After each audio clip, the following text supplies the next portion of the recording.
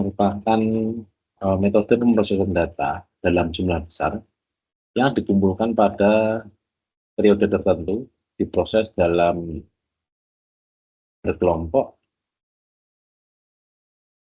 lalu dikerjakan pada waktu tertentu, dan biasanya pengerjaannya tidak secara real time.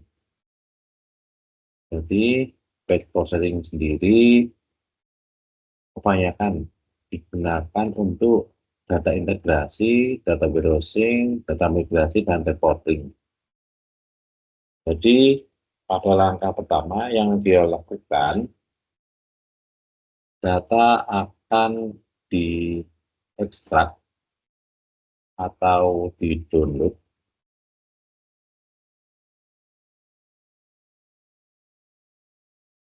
kemudian data akan diakumulasi atau dikumpulkan pada periode tertentu, lalu sumbernya diurutkan dari awal data input sampai data terakhir dimasukkan. Nah, periode ini menjadi satu batch.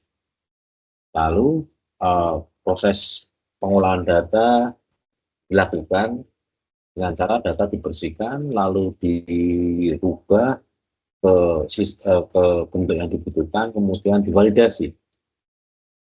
Lalu hasil dari data yang diproses dikirimkan ke tempat tujuan seperti data warehouse, archive, dashboard, dan lain sebagainya.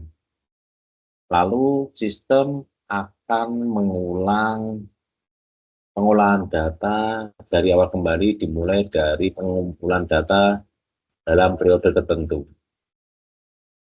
Dalam pengolahan batch processing, yang sangat paling penting adalah skalabilitas dan performa.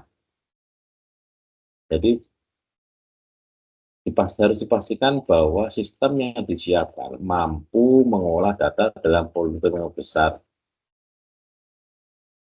Jadi yang berikutnya adalah manajemen data. Data harus dibersihkan karena yang ditakutkan adalah munculnya noise, duplikasi, atau nilai-nilai data yang hilang sebelum pemrosesan. Yang ketiga adalah keandalan dan toleransi kesalahan.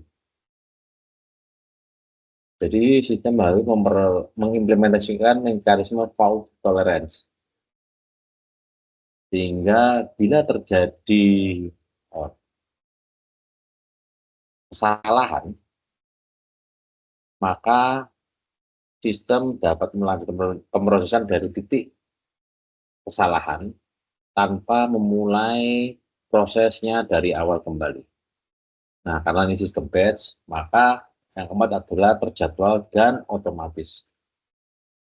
Yang kelima adalah keamanan. Kemudian data logging. Yang berikutnya harus dipertimbangkan adalah biaya operasional.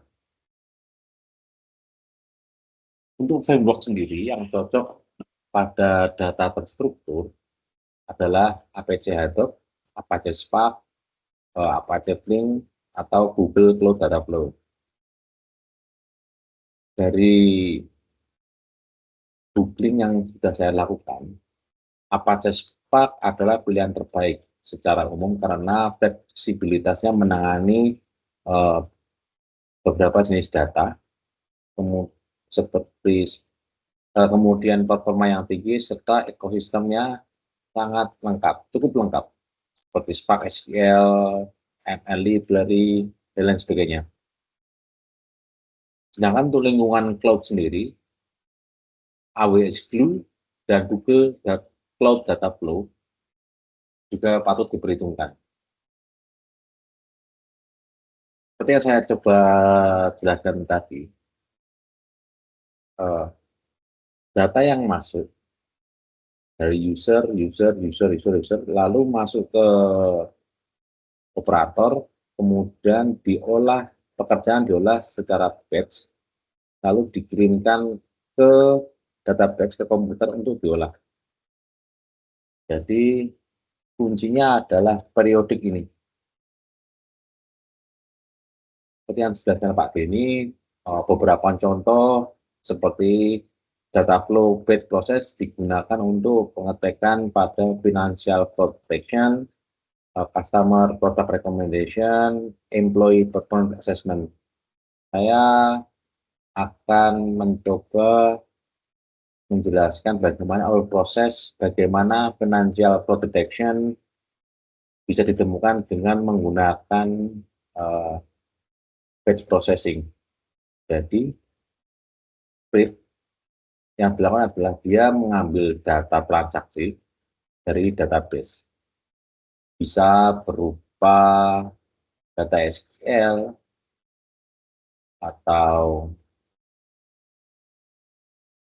data log seperti JSON. Kemudian data ditransformasi untuk dibersihkan, jadi menghapus duplikasi data, kemudian nilai yang nol, dan lain sebagainya. Kemudian normalisasi data seperti mengkonversi mata uang dan lain sebagainya menjadikan satu basis. Kemudian diterapkan fitur ekstraksi seperti jumlah transaksi, frekuensi, serta lokasi transaksi. Kemudian melakukan model seperti isolation forest atau logistic regression menggunakan machine learning. Nanti hasilnya akan mendeteksi bagaimana transaksi mencurigakan muncul ke database atau laporan dikirim notifikasi ke tim keamanan. Nah, setelah itu proses akan berakhir dan akan dimulai kembali ekstrak data. Seperti yang diketahui dari namanya sendiri, batch process adalah satu waktu, satu volume besar, dan dalam satu periode. Sehingga prosesnya punya time frame masing-masing. Cukup sekian penjelasan saya mengenai batch processing. Akhir kata, apabila ada kesalahan, mohon maaf. Wassalamualaikum warahmatullahi wabarakatuh.